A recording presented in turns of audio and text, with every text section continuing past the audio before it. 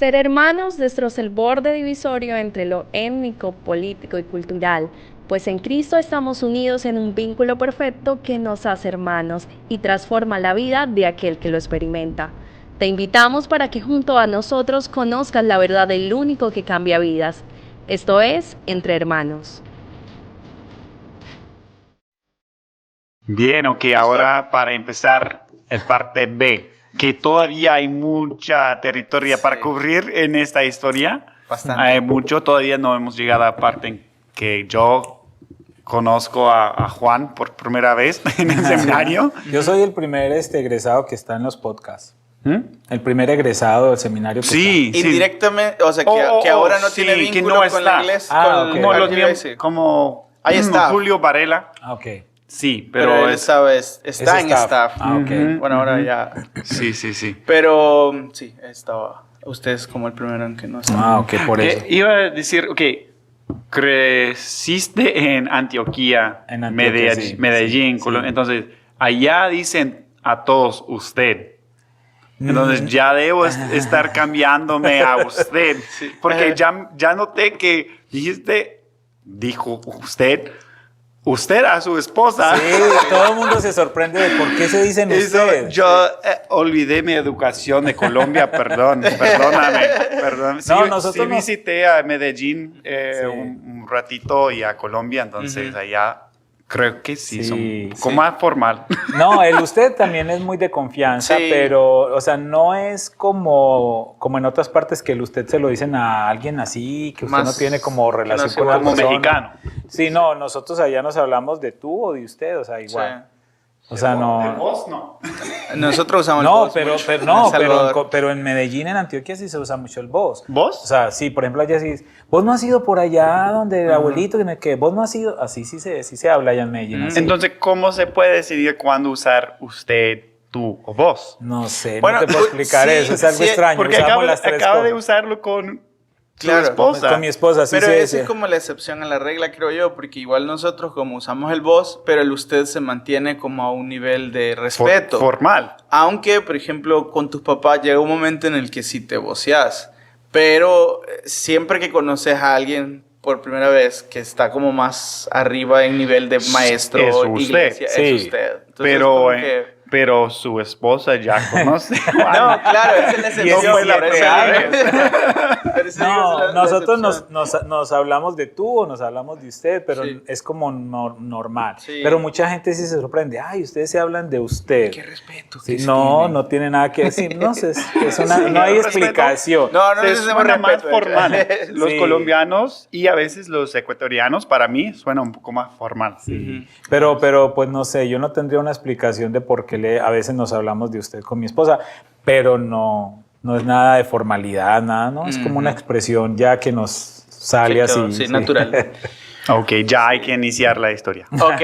Seguimos. Entonces, me cuenta Pastor que estaba en Bucaramanga Sí. con el ministerio, se había movido, ya no tenía como el propósito, se mueve a Bucaramanga y ahora encuentra profesión, servicio y esposa. Exacto. O sea, yo me fui supuestamente invitado por un mes Sí. y terminé en Bucaramanga pues el resto de mi vida. Ok. Y ya eso fue hace 20 años, fue Sí. en el 2003. Y llego entonces a Bucaramanga. Ahí, como te digo, pues comienza otra etapa. Ujú. Ya yo llego a Bucaramanga. Bucaramanga. Pero eso es en cuál parte de Colombia. Eso es como cerca a la frontera con Venezuela. Está Sí, más en ok. esa zona. Es de donde está. Pipe. De donde es Ángela. Sí. Ángela. Exacto, sí, Ah, por La toda esposa esa de zona. Pipe. Sí, también es de Sí, Bucaramanga. hay muchos que han venido por aquí. Sí, Quieren esa zona. Rubalcaba. No, quieren. ¿Cómo se llama? Auruca. O sea, hay varios estudiantes que han De venido esa ahí. zona, sí. Ah, sí. ok. Ese estado o departamento se llama Santander. Y es más caliente, Es bien hay más calientito. calor Sí, es que bien en caliente. comparación a Bogotá, Medellín. No, sí, claro. Bogotá Sí. es más frío y Medellín es fresco. A Medellín le dicen la ciudad de la eterna primavera. Ok, Entonces ya se imaginarán el clima. Ok, es ok. muy agradable. Ok. Muy agradable. Entonces, ¿cómo llegaron a Río Grande? ¿Quién Ok. estaba impulsando? Ok. Dijo que no era voluntario. No fue voluntario. Sino más bien. No fue voluntario. Mira, yo tengo mucha familia que vive en Canadá y Laura tiene a su hermano que vive aquí en Estados Unidos hace mucho tiempo, y teníamos ambos siempre como la opción de o vamos a Canadá o vamos a Estados Unidos. Pero yo siempre he tenido claro esto, o sea, yo no voy a ir a Estados Unidos solamente a trabajar porque el sistema de vida acá es muy diferente a nuestro país. Aquí las personas tienen que trabajar 18 horas diarias para tener una vida más o menos. Sí. Bien, entonces yo decía, no, si aquí en Colombia estamos bien, ¿qué necesidad tenemos de ir a Estados Unidos a trabajar? Solamente nos moveríamos si es algo ministerial, o sea, si Dios nos envía, si Dios nos llama, o sea, solamente era la única opción de movernos. Entonces, pues estábamos ya ahí, como te digo, en el ministerio, estábamos trabajando en la iglesia con mi suegro, ya habíamos salido pues de la iglesia de donde Laura estaba, donde nos conocimos y todos salimos a apoyar a mi suegro que comenzó una obra realmente y salimos a apoyarlo a él. Estábamos súper comprometidos, eso fue en el 2011. Entonces ya no era él como el que recibía a los hermanos como en principio, sino que él ya también estaba siendo parte como del ministerio. Sí, pues nosotros estábamos en esta iglesia donde ellos estuvieron, o sea, del pastor que me llevó, el pastor Ricardo, estuvimos en esa iglesia, yo estuve desde el 2003 hasta el 2011, 2010. Ahí estuve yo como, en un principio, como les digo, yo llegué como, digamos, como líder de jóvenes. Eso no duró mucho tiempo porque pues los jóvenes realmente, este es un pastor muy carismático, entonces los jóvenes querían escucharlo a él, no querían tener un culto formal como lo que yo proponía. Entonces digamos que eso no funcionó. Y nosotros vimos una necesidad, Laura y yo. Nosotros estuvimos, pues, nos hicimos novios, o sea, en todo ese proceso, pues ya nos fuimos conociendo, pasaron esos 7 meses de enemistad. Se fueron ¿cómo se llama? Puliendo las asperezas, todo eso. Y empezamos a tener pues ya una amistad muy bonita y todo. Nos interesamos uno en el otro. Yo le llevo 7 años a ella está pues más joven. Ella tenía para ese entonces, estaba cumpliendo los 20 años, yo 27. Entonces pues ella estaba súper bien, o sea, ella estaba estudiando, ella estudió mercadeo de publicidad, yo seguía en la iglesia apoyando, entonces nosotros ya tuvimos pues nuestro noviazgo y en el 2006 nos casamos. Nos casamos en el 2006 y nosotros le proponemos al pastor que por qué no iniciar un ministerio de adolescentes, que no había en la iglesia un ministerio con adolescentes. Entonces nos delegan a nosotros pues ese liderazgo y ya nosotros empezamos a ser como los líderes de adolescentes y establecimos un ministerio de adolescentes en la iglesia, muy bonito. Tuvimos un muy buen grupo durante el tiempo que estuvimos con ellos y ahí nos desarrollamos ya Laura y yo en esa parte, ¿no? Ella siempre ha amado a los adolescentes, ella ama esa edad de trabajar con los adolescentes y estuvimos ahí trabajando. Desde que nos casamos, nos casamos en el 2006 hasta el 2011 más o menos que ya mi suegro sale para iniciar una obra. Entonces ya nos vamos a apoyar a mi suegro y ahí ya nos establecemos, con mi suegro apoyando la obra, haciendo de todo, pues un poco, ¿cierto? Sí. Apoyándole. Entonces, estando en ese proceso, en el 2011, 2012, no recuerdo bien el año, pero la hermana de Laura, Andrea, y su esposo Diego, ellos se vienen a estudiar aquí a Río Grande, lo que les estaba contando en el episodio anterior. Entonces ya yo vuelvo a escuchar Río Grande. Y yo, interesante, ¿sí? Entonces ya yo le cuento a Laura, sí, yo conocía ese seminario hace muchos años en una revista, pero bueno. Pasa un tiempo y mis suegros vienen a visitarlos a ellos en su primero o segundo verano. Ellos vienen a visitarlos. Nosotros nos quedamos encargados de la iglesia, estábamos bien, o sea... Cuando mis suegros llegan, ahí es donde, ¡pum!, todo se da una vuelta. Porque ellos llegan emocionadísimos. Regresan al país. Regresan a Colombia, de acá de Río Grande, regresan a Colombia. Y ellos llegan emocionados. No, ustedes tienen que ir a estudiar allá, eso es espectacular, eso es maravilloso, eso es el paraíso. Y ellos llegan con toda esa información, muy emocionados. Claro. Entonces empezaron a insistir, averigüen para que se vayan a estudiar, averigüen. Bueno, yo no quería, la verdad, yo no quería. Y yo, como decimos nosotros, yo le estaba sacando el cuerpo a eso. Y pasó un tiempo, entonces yo le digo a Laura, amor, yo creo que ya es tiempo de que nosotros pues tomemos camino. A mí me gustaría regresar otra vez a Medellín para que trabajemos en una iglesia allá, para que iniciemos nosotros una plantación o algo, y empezamos a hacer nuestros planes. Entonces yo le dije, mire, hagamos algo, como su papá nos está insistiendo tanto en que vayamos a Río Grande, que estudiemos allá, pues preguntémosle a él cuál es su propuesta, si la iglesia nos va a apoyar o cómo nos iríamos para Río Grande. Entonces, pues vamos y hablamos con él. Él dice, no, nosotros les podemos apoyar, averigüen, hagan las averiguaciones. Y yo no quería. O sea, la verdad, honestamente, yo no quería venir. Yo no quería venir. Entonces, pues yo en obediencia, por te digo, en obediencia, pues yo llamo. Eso fue un verano. Eso fue en un verano. Yo llamo, me contestan en recepción, no sé quién, y me dicen, sí, ya recuerdo el nombre, era una chica Paola, que estaba en admisiones. Entonces ella me dice, no, pero mire, hermano, es que estamos en el verano, en esta época pues no hay nadie trabajando, las personas que hacen las entrevistas pues no están, entonces pues tocaría ya para el otro semestre. Y yo detrás del teléfono, Ay, qué feliz, lástima. yo feliz. Y ella ahí, antes de colgar dice, no, pero espere un momentito, es que por aquí está pasando Juan Luis. Juan Luis era uno de los que hacía entrevistas de admisiones. Espéreme, yo le comunico con él. Y yo, uy, no. Entonces me llama Juan, pues hablo con Juan Luis. Y entonces, no, sí, hermano, pues ya no estamos haciendo las entrevistas por esto y esto, pero no, en vista de tu interés y que nos llamaste y déjame yo averiguo si puedo hacerte, Y bueno, no sé si en ese mismo momento o al otro día algo me habla y me dice, no, sí te puedo hacer la entrevista tal día, tal hora. Oh my God. Entonces, bueno, la entrevista era por Messenger. Él nos podía ver a nosotros, éramos Laura y yo juntos, él nos podía ver a nosotros no lo podíamos ver a él. Todavía sí. Ok. Sí. Entonces, así fue la entrevista. ¿No pueden ver uno al otro? Nosotros los estudiantes sí te pueden ver. Ellos nos pueden ver a nosotros pero por la cámara. nosotros no los vemos al entrevistador. ¿Por qué no? No sé. Bueno, Pero poner una sería bueno traer a los de admisiones que expliquen eso.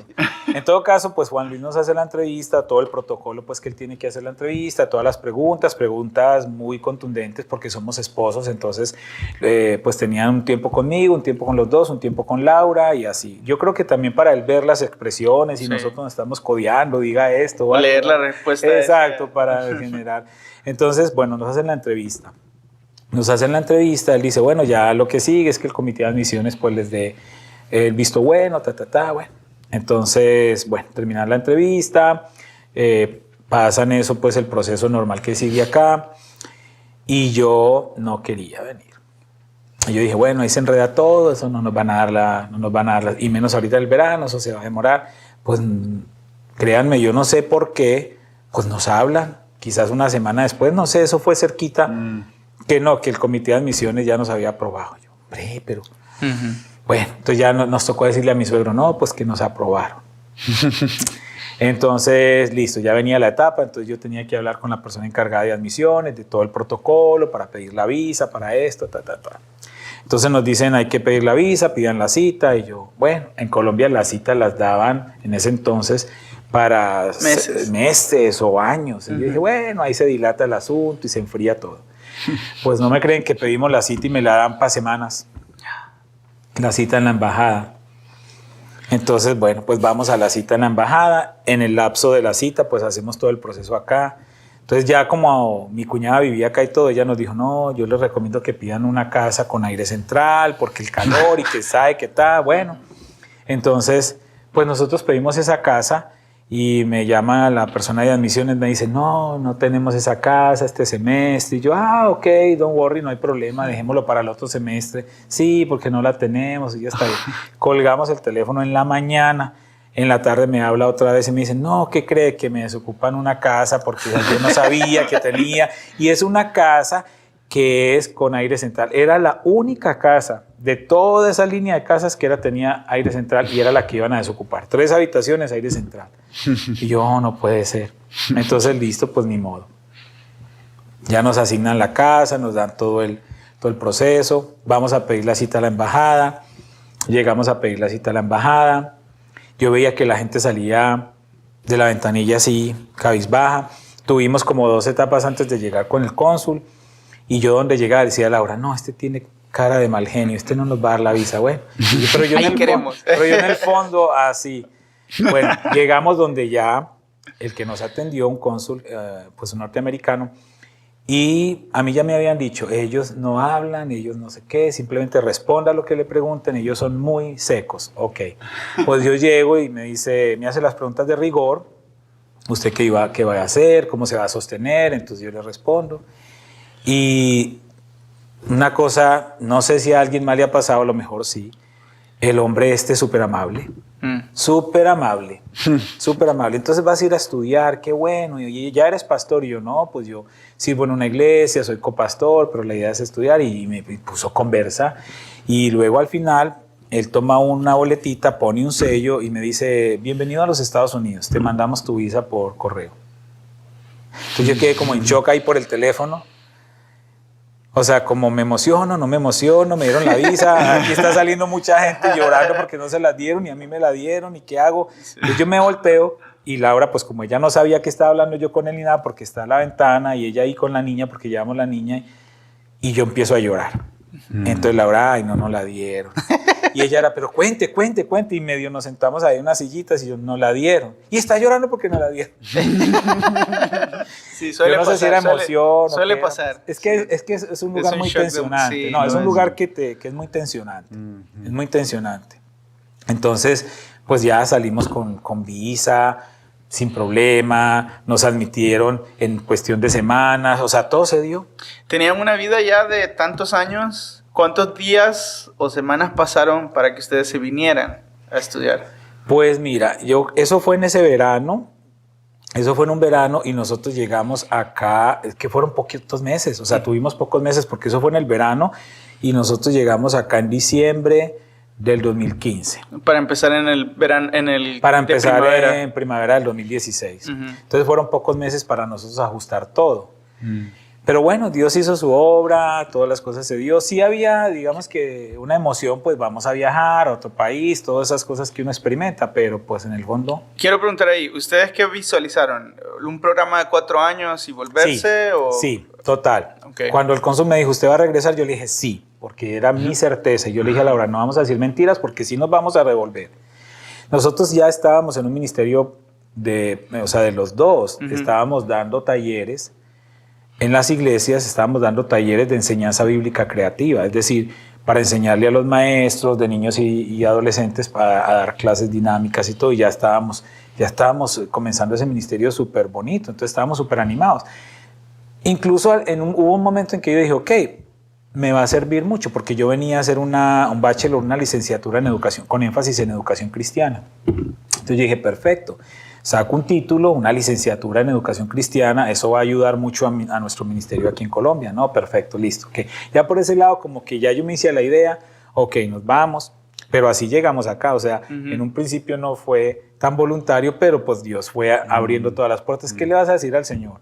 Si te dan una cita para la embajada en cuestión de semanas, te dan la visa sin ninguna restricción, te aceptan aquí en el seminario casi que a la primera, o sea, te sale la casa que pediste, luego todo se dio, o sea, no, pues no, ni modo, no le podemos hacer el quite a eso. Entonces llegaron en diciembre. Llegamos en diciembre del 2015. ¿Qué fue sus primeras impresiones? Mis primeras impresiones fue muy emocionante, estaba haciendo un poquito de frío. No había nadie, no habían estudiantes, no había nada, solo estaban los abuelitos que vienen. Entonces esto sí era el paraíso como mi suegro lo vieron. Sí era el paraíso porque estaba bien bonito, estaba frito, o sea, fue una experiencia muy bonita. Fue una experiencia muy bonita. Nosotros llegamos el 17 de diciembre del 2015. Y tuvimos una invitación, nuestra primera Navidad americana, precisamente con una de las familias que más cultura tenían, aunque ellos son canadienses, que son el hermano Ken Bennett y su esposa Donna. Entonces fuimos a la primera Navidad, nuestra primera Navidad en Estados Unidos con ellos. ¿Aquí en el campus? No, en su casa. Ellos invitaron a Diego y a Andrea y pues ellos dicen que nos invitaran a nosotros. Como éramos familia, entonces llegamos pues allá y pues fue una experiencia muy linda. Aparte de que ellos son muy lindos, o sea, entonces nos sentimos súper especial. Entonces, pues estábamos nosotros muy, muy contentos, pues toda una experiencia nueva para nosotros. ya estábamos acá y eso fue el 17 de diciembre que llegamos, fuimos donde ellos y el 20 de diciembre la iglesia Getsemaní tenía su celebración de Navidad. Diego y Andrea, ellos estaban haciendo ministerio práctico ahí en Getsemaní. Entonces nos dicen, pues vayan con nosotros a Getsemaní. Entonces nosotros fuimos, muy bonito, mucha gente, todo el mundo muy amable, la gente muy especial, comida, todo, o sea, una celebración americana muy bonita, algo que nosotros no conocíamos y nos sentimos muy amados en ese momento. Pues me dicen que si oro por los alimentos, pues yo, wow, o sea, entonces nos sentimos muy a gusto. Fuimos al servicio el siguiente domingo y pues todo muy bonito, todo, mi niña estaba en su clase y todo. Y el día 24 de diciembre, pues llega la maestra de María Clara en ese domingo, llegó a nuestra casa aquí al seminario, tocó la puerta y nos trae un regalo de Navidad para la niña. No, nos ganó el corazón, dijimos, no, esa es la iglesia. Sí. Nosotros ya veníamos de hacer nuestro ministerio práctico en otra iglesia, o sea, ya desde Colombia habíamos amarrado con una iglesia. No habíamos hablado con ellos, pero ya habíamos buscado una iglesia de otro pastor que inclusive es colombiano y nosotros dijimos, no, pues vamos allá y nos quedamos, o sea, teníamos ya todo como en nuestros planes, pero pues nos conquistó aquí esta iglesia con ese trato tan especial. No son las costumbres de nosotros en Colombia, pues en las iglesias, ¿no? O sea, sí somos especiales y todo, pero esto era una cosa diferente, ¿no? Habían dado un plus. Sí. Ok, ahora yo sé que hay mucha historia ya con esa iglesia y yo quiero escuchar esa historia, pero para como ya tener un parte de la historia con Río Grande, quizás puedes contarnos lo que fue lo más difícil del tiempo con Río Grande, lo mejor y de esa experiencia y quizás lo más útil y la persona que te ¿cómo decir? Marcó. Te ayudó. Ajá. Ok, mira. Esas cosas porque tenemos para ya guardar el segundo parte del episodio para la historia con la iglesia. Listo. Mira, yo llego acá, empiezo en enero del 2016 a estudiar. Yo en Colombia, antes de venir, pues ya me habían dicho que había una beca de trabajo, que habían opciones, que habían diferentes áreas en las que trabajar. Entonces yo le dije a Laura, no, yo quiero trabajar en cocina, estoy pensando como en cocina. Entonces hice un curso de panadería. Siempre me ha gustado la cocina, entonces yo hice un curso de panadería antes de venirme. Sí, antes de venirme para acá, yo dije, no, pues a lo mejor yo puedo ahí en el comedor, pues ayudar, servir en eso. Bueno, llego y no, aquí no hacen pan, o sea, lo compran. No fue ahí en Estaba otro entrenamiento. No fue ahí en la cocina.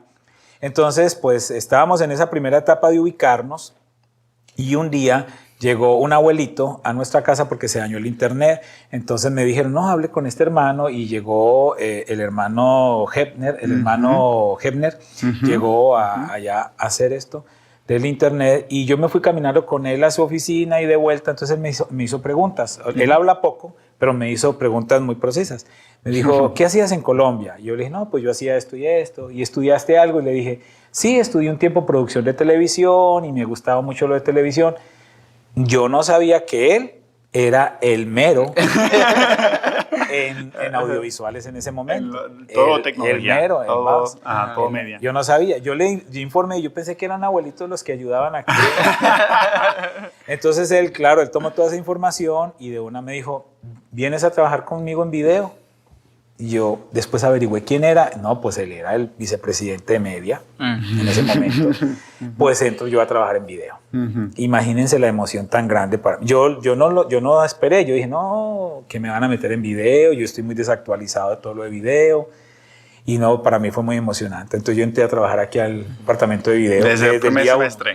Desde el día 1 hasta que me gradué. Entonces, siempre estuve con video. Esa fue la mejor parte. Esa fue la mejor parte de mi estadía acá porque hice muy buenos amigos, era un ambiente, pues me imagino que sí, por lo que veo, sigue siendo un ambiente muy, muy especial, muy de amistad, de relaciones, y al que le gusta esto, pues se siente en lo suyo. Entonces, para mí fue mi mejor etapa.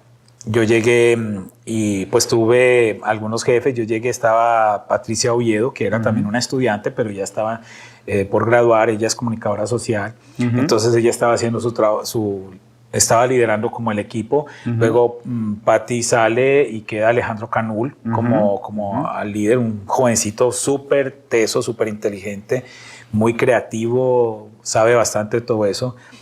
Y ya luego llegas tú, apareces en escena, llega un gringo que no hablaba ni papa español, con el ánimo de ser el jefe de video, supuestamente, o trabajar en el Ministerio de Video, y pues no hablaba ni papa español y todo ahí. Pero fue muy, muy chévere esa conexión ahí también con Billy.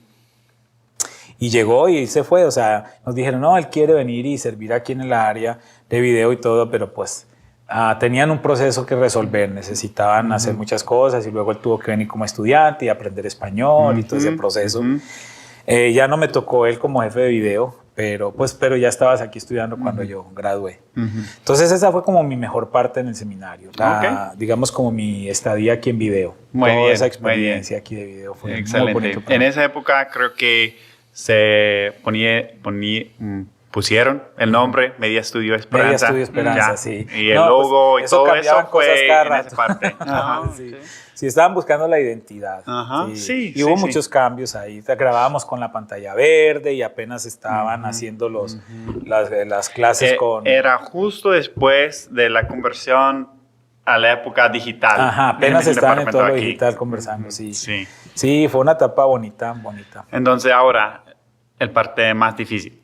La parte más difícil para mí, yo creo que fue... yo considero que no hubo una parte difícil mientras estudié. Yo vine por 4 años. En ese proceso algo pasa, que es lo de la iglesia, entonces yo terminé haciendo un programa de 2 años, que fueron realmente 2 años y medio porque ajustando las materias. Pero digamos que la parte más difícil fue la transición como estudiante para empezar a pastorear la iglesia. Porque fue un semestre en el que yo estaba terminando mis materias para poder graduar y estaba ya siendo pastor, y mi hijo David estaba recién nacido. Entonces fue muy difícil. La transición no inicial, pero al final fue lo más difícil. Era un proceso nuevo. Exacto, sí. O sea, yo estaba terminando materias para poder graduar de 2 años porque la iglesia necesitaba un pastor de tiempo completo. Entonces yo necesitaba terminar ya, digamos que se truncó un poco ese programa de 4 años, pero pues me dijeron, no, pues termina el programa de 2 años para que puedas salir y cuando puedas regreses. Pero se juntó todo eso. O sea, yo tenía que llevar, por ejemplo, todas las teologías, las tuve que llevar en ese semestre. Todas las teologías. Sí. Menos la del presidente, o sea, todas las que eran con el hermano David Love, yo las tuve que llevar todas en ese semestre. Wow. Y estaba mi hijo David recién nacido.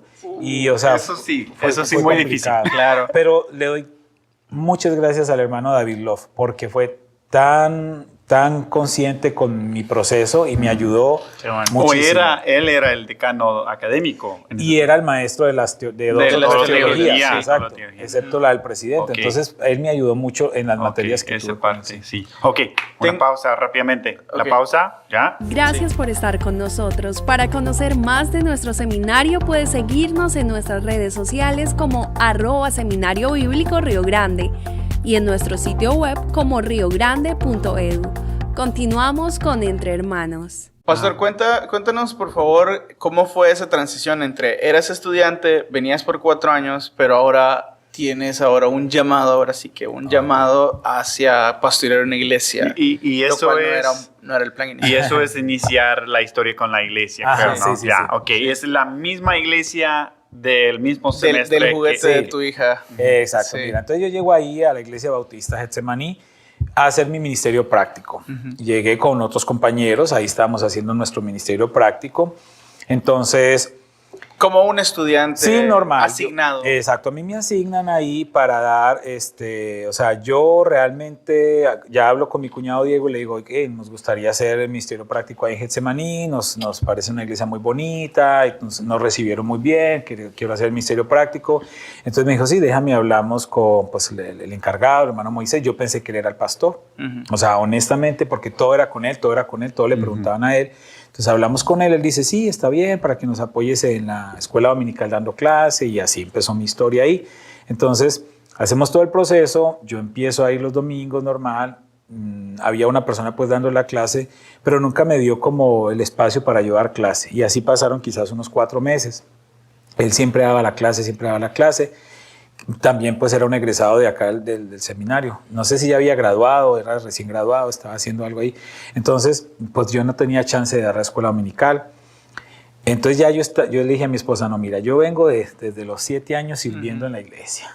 Yo he hecho de todo. Para ese entonces, para el 2015, yo ya era pastor ordenado desde el 2011. Yo ya tenía casi 15 o 20 años de experiencia en el ministerio, pero yo nunca quise decir, ni en el seminario, ni en la iglesia, que yo era pastor ordenado. ¿Por qué? Porque yo dije, mire, o puede que lo traten a uno con muchas preferencias o puede que le hagan mucho bullying. Entonces, yo entro como un estudiante normal, igual que todos. Igual que todos. Entonces, yo nunca dije que yo era pastor ordenado. Entonces, ahí en la iglesia, pues tampoco sabían. Y el seminario tampoco sabía que yo era pastor ordenado. Sabían que yo ya había estudiado, pero no que era pastor ordenado. Entonces, yo llego a la iglesia y en ese proceso 4 meses, sin hacer nada, le digo a mi esposa, no, ¿sabes qué? Pidamos otra iglesia, yo ya estoy aquí que no aguanto, yo tengo que hacer, yo tengo que trabajar, yo tengo que enseñar, yo tengo que hacer algo. Por alguna situación, el maestro no puede dar una clase, me dan chance a mí de dar la clase, yo doy la clase, ya me conocen y entonces un hermano que daba una clase los domingos en la noche me dice, no, me dieron referencias tuyas, que diste la clase, que lo hiciste muy bien, ¿me puedes ayudar los domingos en la noche? Y yo empiezo a dar clases los domingos en la noche. Entonces ya la iglesia me empezó a conocer. Pasaron unos cuantos meses, quizás, no sé, o un año o algo, y hay una junta en la iglesia donde dicen, vamos a dar el reporte de la búsqueda de pastor. Y caray, o sea, no hay pastor. O sea, yo pensé que el hermano Moisés era el pastor, no hay pastor. Entonces, pues ahí empieza, digamos, o sea, yo no tenía el más mínimo interés, o sea, yo sabía que no tenía ningún interés, yo investigo cómo es ese proceso, y luego, pues los hermanos del comité me dicen, hermano, es que nosotros lo hemos visto predicar y nosotros consideramos que usted puede aplicar para ser pastor. Le dije, no, hermano, pues no me interesa, yo fue a estudiar y yo tengo muy claro que yo estudio y regreso a Colombia. Considérelo, mire que esto y lo otro. Entonces yo hablo con mi suegro y le digo, pues mi suegro es mi pastor, entonces le digo a mi suegro, le digo, pa, yo siempre le he dicho pa, desde el día 1 le digo pa. Le digo, pa, ¿cómo te parece que me están diciendo que aplique todo eso? Pero pues yo no cumplo los requisitos, porque ahí pedían muchos requisitos. Yo no cumplo los requisitos para eso. Entonces me dijo, ¿cuáles requisitos cumplía David para ser el rey de Israel? Según el pueblo. Usted pase la hoja de vida, usted pase su currículum y que, pues ellos decían, si es de Dios, es de Dios. Bueno, pues yo aplico ahí, me dan mi hoja de vida, yo aplico. Otra vez sin querer. Sin querer. Y yo aplico y yo digo, bueno, Señor, pues tú tienes tus planes. Entonces yo aplico, paso eso, yo sabía que yo no iba a quedar. Porque lo único que yo tenía era experiencia. O sea, yo no tenía maestrías, doctorados, pues apenas estaba haciendo la licenciatura. Que ni, y mencionaste que ellos querían eso. Sí, ellos querían.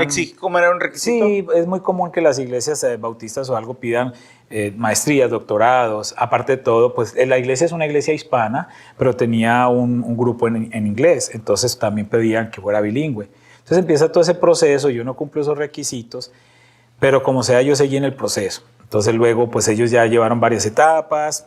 En ese entonces creo que eran como 5 candidatos que estábamos. Me piden una prédica en video. De hecho, la grabé en el salón que está aquí al lado. Grabé mi prédica en video y se las envié. Después de esa prédica quedan 3 candidatos. De los 5 quedaron 3. Yo quedé dentro de los 3. De esos 3 candidatos ya luego nos hicieron un cuestionario de muchas preguntas teológicas. Bueno, yo respondo lo que yo sé. Yo llevaba con David Love, estaba capacitado. No, pues yo mandé lo que pude. No había llevado las de teología. O sea, mira que este es el proceso inicial. Sí. Entonces, pues yo mando las preguntas y luego hacían una entrevista personal con cada uno de los candidatos. Pasamos esa entrevista. Ahí me entero yo que uno de los candidatos estaba fuera del país. Entonces, pues pasamos esa entrevista. Y después de esa entrevista, yo me entero quiénes eran los otros 2 candidatos. Y yo le dije a mi esposa, no, pues no voy a quedar. Pues son personas que ya tienen maestría o están haciendo doctorado. Y pues son bilingües, no, yo no voy a quedar. No sé qué pasó. Me hablan a mí esa noche y me dicen, no, hermano, yo ya sabía que me iban a decir, no, pues gracias por intentar, siga participando. Sí. No volveremos a llamar. Y me dicen, no, usted quedó entre los 2 candidatos finales elegidos para participar. El proceso de la iglesia era una semana se va a presentar un candidato con los diferentes ministerios y con la iglesia, y a la semana siguiente el otro candidato. Entonces, bueno, primero trajeron a este otro candidato, era un misionero, pastor, ya maestro del seminario, imagínate. O sea, David contra Goliat, maestro del seminario y todo. Entonces, él se presenta con la iglesia, hace su proceso, y a la semana siguiente yo. Pero a todo este punto usted no sabía quién era el otro, o sí ya sabía, o Sí, eso lo descubrió sí, después. no, me habían dicho quién era, pero pues nunca lo conocí. Ah, ok. Hasta el día de hoy no lo sé quién es y todo, pero nunca nos dejaron tener contacto. Ujú. Entonces, ese era como el proceso como lo elegían. Entonces, pues ya se presentaba ese candidato, me presentaba yo, y luego la iglesia se reúne y hace la votación normal.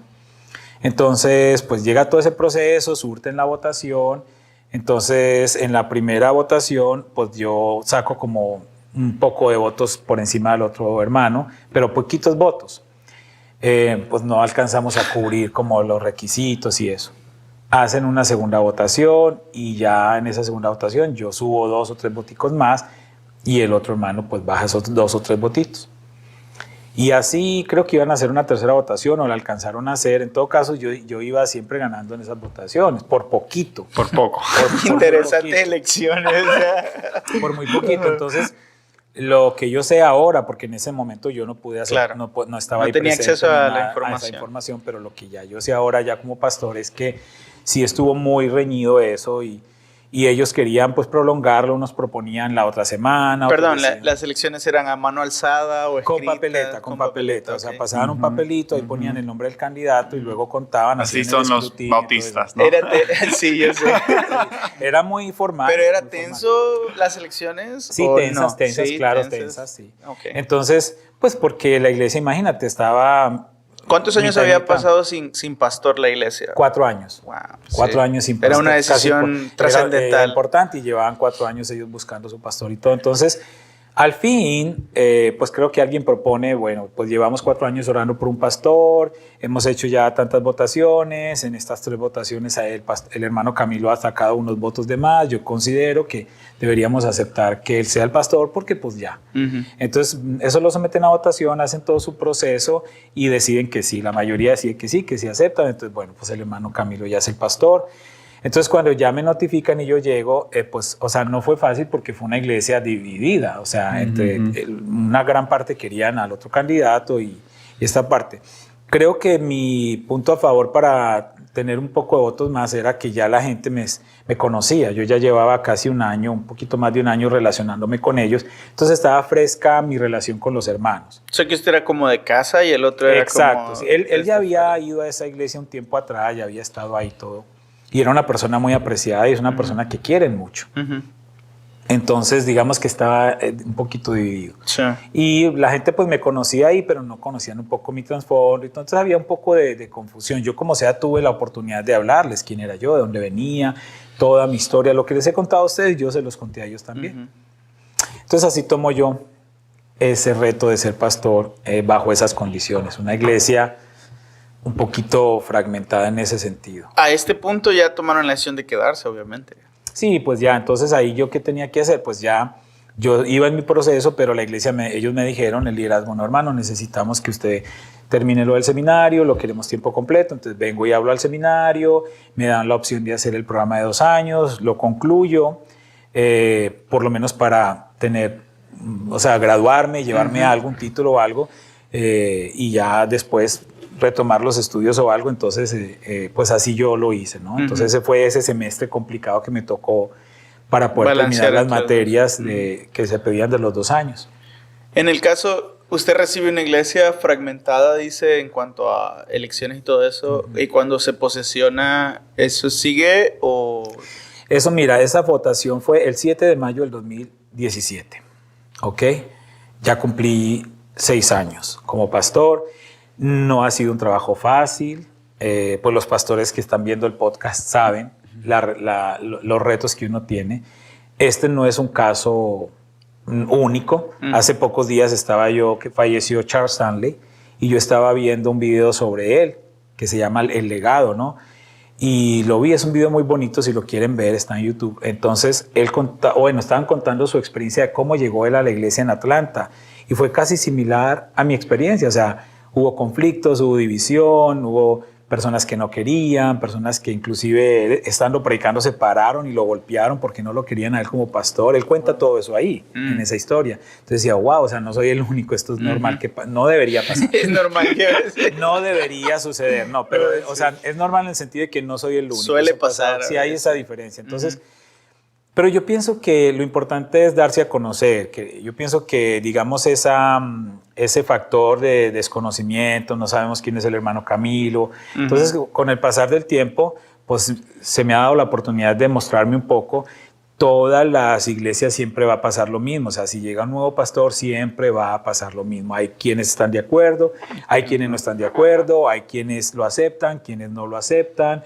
Muchos se van de la iglesia, otros se quedan y lo apoyan, y otros se quedan y no lo apoyan, le hacen la contra todo el tiempo. O sea, eso es normal. lo que no es normal, volvemos a Amén, decir, es- pero es lo que pasa Sí. en muchas iglesias. Entonces, Sí. es un proceso que todos tenemos que vivir como pastores. Yo creo que siempre una persona tiene que tener un base, una fundación, ¿no? Como le sostiene, pero también la iglesia. Y un problema con iglesias tradicionales, a veces tradición reemplaza esta fundación, lo que debe ser el base como fundamental, ¿no?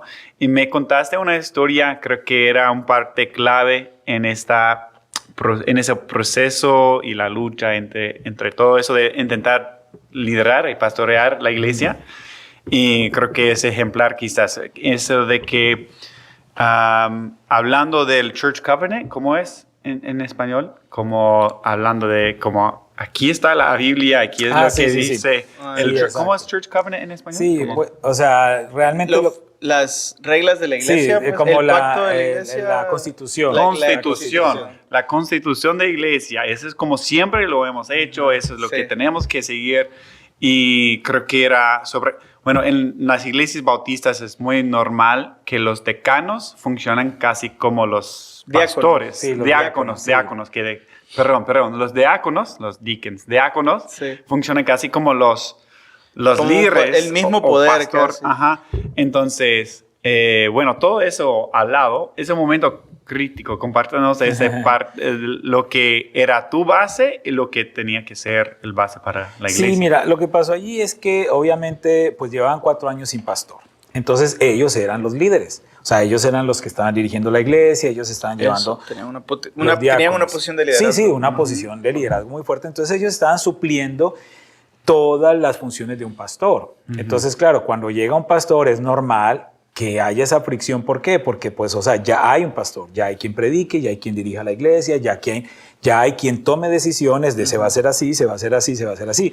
Entonces fue un encaje muy, muy complicado, una lucha de poder, porque pues lo hemos hecho nosotros por 4 años, pero ya no lo debemos hacer porque ya hay un pastor. Ya hay quien lo haga. Entonces, eso es normal en el sentido de cuando siempre llega una persona pues a tomar su cargo. Entonces, yo entiendo que para ellos también fue difícil ese proceso, ¿no? Para ellos, para mí el de adaptación y para ellos también de adaptarse. Entonces, en ese proceso, pues yo siempre he tenido claro que para mí, pues la Biblia es el manual, o sea, por encima de todo lo que haya. Entonces, habían muchas cosas que, digamos, es que siempre lo hacemos así, es que la Constitución dice. Entonces, yo en una reunión les digo, ok, mira, tenemos la Biblia y tenemos la Constitución, ¿a cuál nos vamos a someter? O sea, ¿nos vamos a someter a la Biblia o a la Constitución? Entonces, para mí el orden, pues claro, nosotros como organización tenemos una Constitución que nos da los parámetros para manejarnos internamente. Pero por encima de esa Constitución, obviamente está la palabra, que es la que nos da la guía absoluta, y esa es la Constitución de la Iglesia, de Claro. Cristo.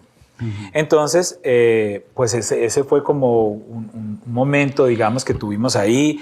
De hecho, pues uno de los diáconos no estuvo muy de acuerdo en algunas cosas que yo estaba planteando para la iglesia. Él renuncia y hay movimientos y hay ajustes. Y ese proceso se fue dando, ¿no? Con el paso del tiempo. Hemos tratado de avanzar, ¿no? Yo siempre les he dicho a los líderes, es que no se trata de lo que tú quieras y no se trata de lo que yo quiera. Se trata de lo que Dios quiere. Entonces, en eso, ambos tenemos que renunciar a muchas de nuestras cosas. Claro. Yo tengo una responsabilidad con Dios. A mí me puso ahí Dios. Eso no me cabe la menor duda. Dios fue el que me puso ahí y yo le debo rendir cuentas a Él. No debo rendir cuentas a nadie más que a Él. Por supuesto, yo necesito respetar Seguir la procesos, organización, seguir sí. los procesos, seguir todos, pero necesitaba darle un orden también a la congregación porque pues llevaban 4 años trabajando sin pastor. Pues ya hay un pastor, el pastor viene con sus ideas, es normal. Entonces es lo que hemos tratado de hacer entendernos. Si ya viene un pastor, pues el pastor tiene su manera de trabajar. Entonces hay que darle chance al pastor. Yo les dije, bueno, denme oportunidad. Esta es una iglesia que para cuando yo llegué ya tenía 35 años de existencia. Ya habían tenido 5 pastores antes que yo llegara. Entonces, o sea, no es fácil ajustar todo eso para que podamos seguir adelante. ¿Y hubo un movimiento? O sea, ¿se fueron gente de la iglesia? Sí, claro, normal. Sí. En la historia de Getsemaní, cada vez que llegaba un nuevo pastor o se iba un pastor, siempre hay personas que se van y vienen. O sea, y eso pasa en todas las iglesias. Sí, es muy sí. normal. De hecho, cuando yo llegué, llegaron familias y me dijeron, pastor, es que nos enteramos que ya hay pastor y quisimos regresar. Eran miembros de la iglesia, Pero se fueron como no había pastor, se fueron y cuando ya hubo pastor, regresaron. Entonces, es muy normal todos esos flujos. Sí. Realmente tener conflicto, tener desacuerdo, tener todo eso en la iglesia sí es normal. Y sea de qué es el diácono o anciano, los roles, o sea, de otra cosa, hay bastantes cosas. Entonces creo que esa parte de que la palabra es el base de la iglesia es muy importante porque muchos pasan por ese conflicto entre la iglesia y si es simplemente la voluntad de un parte en contra de la voluntad del otro parte o deseos del otro parte, entonces no hay nada seguro. Simplemente quién tiene mayor número o quién puede gritar más fuerte. Exacto. Entonces, y bueno, hay esa parte de unos conflictos o de unos como tener que encontrar quién es nuestra autoridad. Pero luego me compartiste un poco sobre la pandemia y cómo eso cambió la dinámica de la iglesia. Y de hecho, la revista habla un poco de eso, ¿no? Sí. Entonces, bueno, ¿tienes otra pregunta antes de eso? Quizá fusionar las preguntas. Ok. Y sería como fusionarlas de qué estás haciendo hoy. 6 años después dijiste de estar cumpliendo tu liderazgo dentro de la iglesia. ¿Qué está haciendo hoy el pastor Camilo? El pastor Camilo que vino por 4 años. Sí, y que tenía, Sí, ¿qué está haciendo? Sí, pues mira, nosotros en Getsemaní, pues desde el día 1 empezamos, yo llegué con muchas ideas, muchas expectativas, una utopía de, bueno, las cosas van a funcionar perfecto y todo va a ser posible.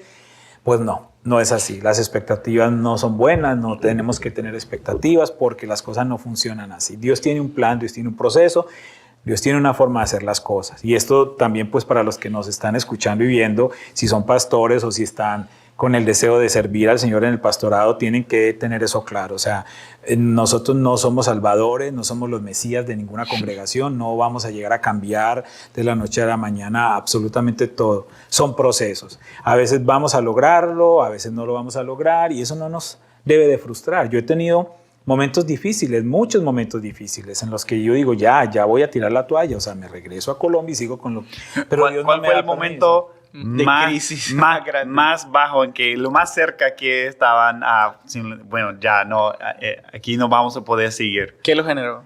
No han sido muchos. Han sido muchos los pastores. No dejan de- Yo recuerdo la vez que dice la palabra o la constitución. Si es la constitución para usted, ya en ese momento Sí, me ese retiro. ese fue uno que yo les dije, bueno, yo les dije a ellos, yo la verdad, yo estoy aquí para someterme a lo que dice la palabra, por supuesto yo respeto la Constitución como una manera de organización interna, pero para mí la palabra prima sobre todo, entonces si es obligatorio someterme solo a la Constitución, pues yo renuncio ya, porque es por la palabra que nosotros tenemos que regirnos. Voy a decir, ¿ese fue el momento más? No hay otros. No, han habido muchos momentos difíciles porque a veces es frustrante, digamos, el deseo de hacer las cosas bien. Yo odio los conflictos y las peleas. O sea, no me gustan porque en mi familia, pues, hubo conflictos y peleas, mis tíos. Entonces yo siempre le he oído eso. A mis niños cuando están ahí en la casa discutiendo y todo eso, yo les digo, no peleen, no griten. O sea, a mí no me gusta eso. Entonces no me gusta y no lo veo pues es que no es normal que entre la iglesia de Cristo hayan conflictos y peleas, o sea, no es normal, eso no tiene sentido. Es triste. Entonces, pero es una realidad, es la realidad. Entonces tenemos que aprender a vivir y a trabajar en eso. Entonces han habido momentos así difíciles, o sea, cuando tú estás dando todo de sí, cuando estás pasando por un tiempo difícil, porque muchas veces las personas se olvidan de que los pastores somos seres humanos. O sea, nosotros que eres papá, nos que eres enfermamos, esposo. nosotros nos cansamos, nosotros tenemos que cumplir como esposos, como padres, como proveedores de la casa. O sea, nosotros nos sentimos tristes, nos enojamos, o sea, somos seres humanos.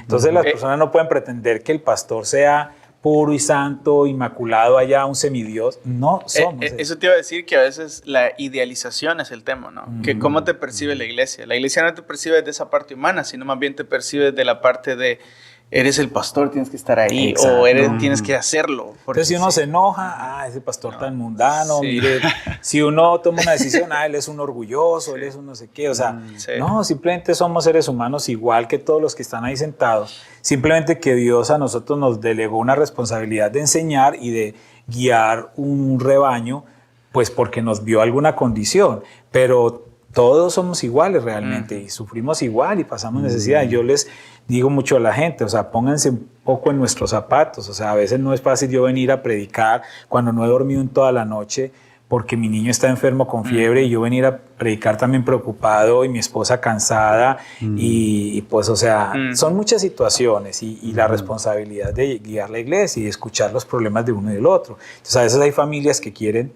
que te dediques solo a esa familia. Oye, pero son 150 miembros que todos de alguna manera necesitan atención, no solamente están ustedes. Ok, ahora estamos llegando a 5 minutos de tiempo, pero... Parte 3. No, creo que podemos ir a esa parte de qué está haciendo hoy. Eso también, con eso, lo de la pandemia, porque todo ese conflicto, todos los retos, dificultades y el momento de la pandemia que realmente cerró muchas iglesias, varias iglesias, pero no lo ves así, de lo que como no fue el peor momento para la iglesia que se venía. No fue, mira. Todo este proceso, digamos, de ajuste, siempre ha habido, va gente, llega gente, nos ajustamos, hacemos programas, quitamos programas, movemos, los que están de acuerdo, los que no, las sesiones de negocios, bueno, eso es lo normal, o que todos los pastores ya saben que sucede. Llega la pandemia llega en la mitad de mi pastorado. Sí, yo estuve de pastor el 2017, 2018, o sea, la mitad del 2017, el 2018, el 2019 y llega la pandemia. Entonces, pues claro, ¿qué hace uno? O sea, yo creo que a todos nos tomó por sorpresa, no lo imaginábamos, todo paralizado, el mundo entero, una cosa de locos, de película de terror. ¿Cómo podemos nosotros seguir desarrollando el ministerio? O sea, imagínate, o sea, no te puedes reunir, no te puedes congregar. Nosotros estuvimos poco tiempo sin reunirnos, realmente fueron quizás unos 6, 8 meses. Y teníamos una asistencia promedio de 110 personas cada domingo. En el servicio español y en el grupo inglés quizás unas 20 personas, 30 o un poco más.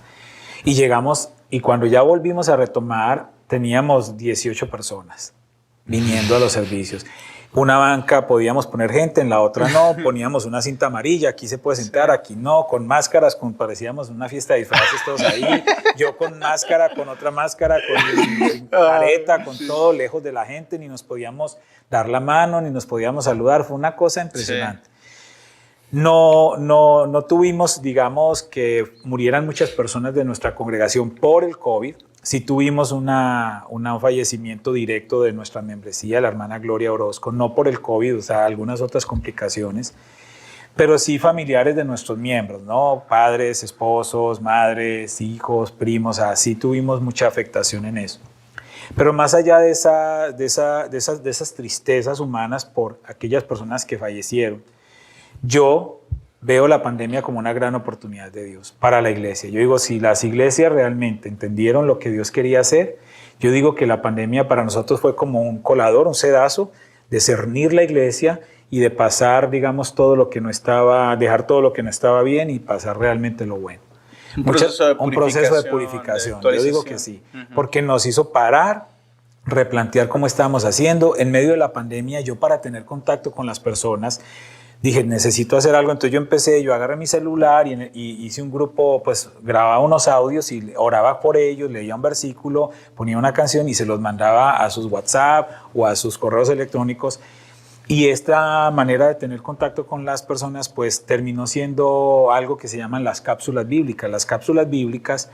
bueno, era un negocio. En principio eran las capsulitas estas, pero ya lo hago como ministerio y empiezo a grabar unos, digamos que pueden ser podcasts de 15 minutos en los que yo hago un devocional, oro por las personas y todo, y yo se los empecé a mandar a los hermanos de la iglesia. Y pasaron unos meses y yo dije, bueno, vamos a crear un canal de YouTube y lo empiezo a mandar en el canal de Facebook de la iglesia, en el canal de YouTube. Bueno, para resumirle la historia, ahorita tenemos cápsulas bíblicas que tienen más de 2,000 visualizaciones. Wow. Y empezamos a hacer la lectura de la Biblia en un año. Al principio fue un devocional, el primer año. Al siguiente año, pues ya nos estábamos reuniendo, pero la gente me decía, pastor, siga mandando las cápsulas. Entonces yo dije, ok, vamos a hacer la lectura de la Biblia en un año. Entonces empezamos a hacer todos los días. ¿Pero qué hacías? ¿Leer la Biblia? Sí, yo agarré un plan de esos de lectura de un año y yo mismo la leía. O sea, día 1, tantos capítulos, tantos versículos del Antiguo Testamento, del Nuevo Testamento, un salmo y así. Y empecé a hacer esas cápsulas. Entonces ya las empecé a enviar, eran cápsulas de 15 minutitos y eso ha sido, hermano, maravilloso. O sea, muchas personas, de hecho, recibo testimonios. Ayer preciso estaba revisando personas de Centroamérica, de Suramérica, personas en los Estados Unidos, en Canadá, personas en la India, personas en países donde uno dice, wow, o sea, las están reproduciendo en muchos lugares. Que son latinos también. Que sí, están exacto, viviendo obvio, ahí. sí. Ajá. Entonces, eso fue algo productivo desde la pandemia. Y lo otro es que, pues así como se fue mucha gente, porque la gente se acomodó, quiso ir a otra iglesia mejor o se quedó en casa viendo las prédicas en video, pues también empezaron a llegar muchas familias. Y esas familias fueron un oxígeno para nosotros, porque son familias que vienen con todo el deseo de servir y están involucrados, sirviendo. Entonces yo digo que la pandemia fue muy positivo. De hecho, en esta edición de mayo de la revista que saca la EBTC, Southern Baptist Texan, ahí nos hicieron un reportaje precisamente sobre eso. Ellas la sacan en inglés, pero nos hicieron el artículo en inglés y en español. Y en español dice no tan solo sobreviviendo, también creciendo. Y hablan de lo que pasó después de la pandemia. Entonces, ahorita, ¿cómo estamos? Estamos bien, estamos creciendo, estamos avanzando, estamos desarrollando muchos proyectos. Siguen diferencias, retos cada día por superar. Pero ahorita nosotros estamos haciendo pues todos los finales de mes. Tenemos el último viernes de cada mes la noche de película o la noche del amigo, y estos son eventos evangelísticos. Tenemos el último miércoles de cada mes una velada de oración. Y varios tienen un corazón para los alumnos, estudiantes. Sí, aquí todavía veo que varios sirven en la iglesia, Sí. que están involucrados en sus vidas, también es parte. Entonces, ¿cuántos años van a seguir como pastor en Getsemaní y cuándo vas a volver como profesor en el seminario? Esas son dos Esas son dos preguntas, las dos preguntas del siglo. Sí. La primera, solamente Dios sabe. Yo siempre le digo a los hermanos en la iglesia, hermanos, yo no me voy acá el día que ustedes quieran, yo me voy el día que Dios diga, así como llegué. Porque es Dios el que nos trajo a cumplir un propósito. Entonces, pues mi salida de Getsemaní solo depende de Dios, obviamente, ¿cierto? Sea por cualquier motivo, ¿no? Entonces, y la de estar siendo maestro, pues no, falta mucho camino porque pues hay que hacer la licenciatura, la maestría, el doctorado y 50,000 requisitos que vienen acá. No creo que acá me pase lo mismo que en Getsemaní, sin ningún requisito vaya a estar como maestro. Sí, sin embargo, sí te vi en las conferencias de Dallas de apoderados como speaker. Entonces... Sí, ha sido una conexión muy bonita porque pues ellos pudieron conocer mi ministerio, precisamente también por las cápsulas bíblicas. Me dieron la oportunidad de ir a la conferencia de apoderados de este año, en febrero, y allí estuve dando un taller. Que es una conferencia estatal. Es una conferencia del Estado, claro. Está grande. Claro, o sea, habíamos unos 400 o 500 personas ahí. Sí.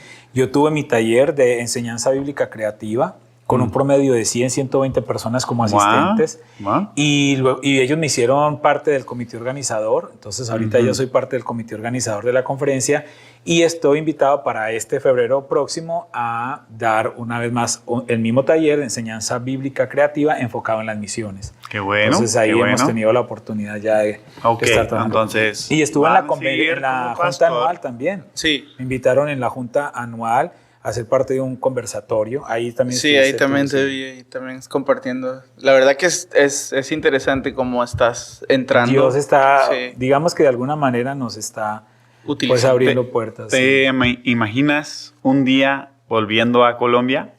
¿O solo Dios sabe? No, o sea, claro, yo sí quiero regresar a mi país algún día. No sé. ¿No has en vuelto? No, llevo 7 años sin poder ir.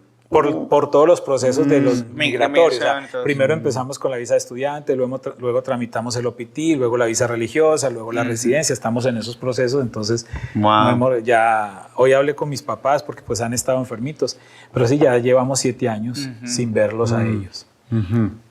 Sí, yo tengo una pregunta. ¿Has visto Ya, ahora? para cerrar. Sí, para cerrar. y sí, ¿has visto durante todos estos años, tus 40 y tantos años? Sí, 46 años cumplo ahorita en 2 semanas. Y has tratado de ponerlo aquí en un par de minutos. Y cuando ves hacia atrás, ¿qué ves? ¿Qué ves que los ciclos se repiten? ¿O qué te ha enseñado Dios en una pequeña frase? ¿Qué dirías? Como, he visto a Dios así, constantemente.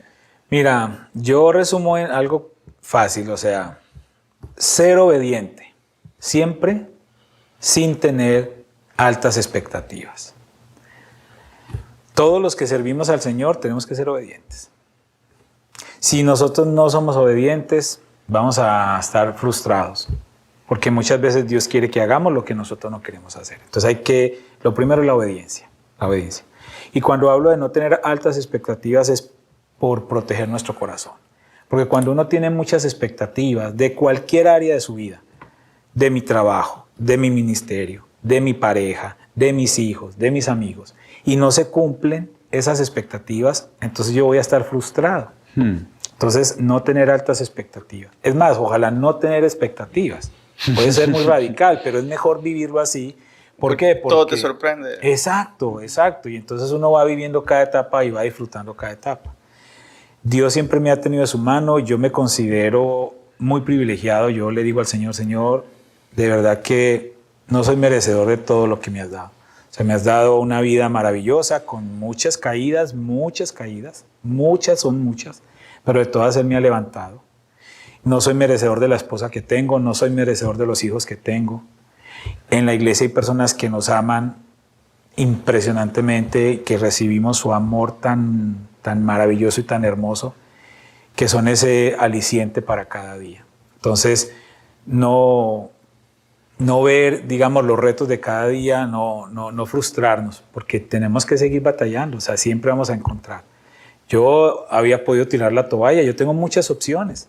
A mí una vez alguien me dijo, usted no tiene, o sea, ¿usted cuándo va a imaginar tener una iglesia como esta y tener una oportunidad como esta? Usted ya, si se va de aquí a Estados Unidos, usted no va a ser nadie. Y yo le dije, no, mi ministerio es en Cristo, no es en esta congregación, ni en esta, es en Cristo. Eso es lo importante, tener eso claro. Bien. Y que sea, pues, ojalá algunos de los que estén viendo el podcast, pues también, si están pasando por esta situación, sepan que Dios siempre tiene una luz al final. O sea, por muy oscura que esté la noche, llega el amanecer siempre. Bien. Gracias. No, gracias a ustedes por darme Sí. esta oportunidad. Juan Camilo, muchas gracias por volver a RGBI y también por estar al cuidado pastoral de algunos de nuestros compañeros. Gracias por tu tiempo, por tomarte este tiempo. Y a los que nos escuchan en este podcast Entre Hermanos, también los queremos invitar a que pues, se suscriban a nuestro canal, nos dejen comentarios o puedan hacer comentarios o incluso podrían preguntar por alguien que está por aquí y en el staff o como un estudiante y para poder nosotros también conocer su testimonio. Así que el Señor les bendiga y gracias por estar aquí en su podcast Entre Hermanos. Gracias.